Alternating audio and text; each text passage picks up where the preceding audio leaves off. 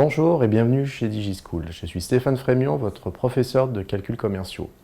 Nous poursuivons aujourd'hui notre approche de la comptabilité avec l'analyse du bilan. Aujourd'hui, nous allons voir plus particulièrement la présentation générale du bilan.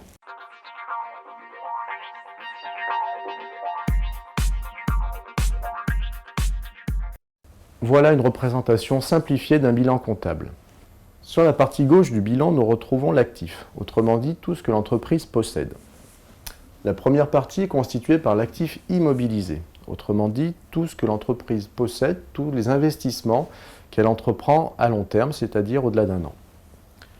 Dans la deuxième partie de l'actif, nous retrouvons l'actif circulant. Il est constitué des stocks, de marchandises, de matières premières par exemple, des créances, c'est-à-dire tout ce que les clients de cette entreprise lui doivent, et les disponibilités, autrement dit la trésorerie de l'entreprise, tout ce qu'elle possède dans ses caisses.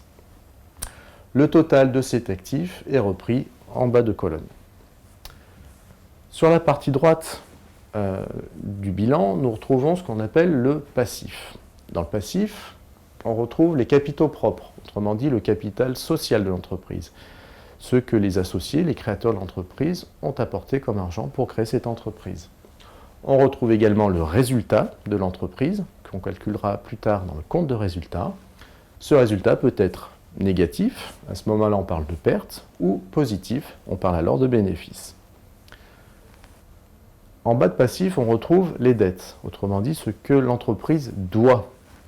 Donc, les emprunts financiers à long terme, si l'entreprise a emprunté de l'argent à une de ses banques, les dettes fournisseurs, autrement dit l'argent que l'entreprise doit à ses fournisseurs, les dettes fiscales et sociales, essentiellement les impôts, la sécurité sociale, et les concours bancaires, ce qu'on appelle plus communément les découverts bancaires.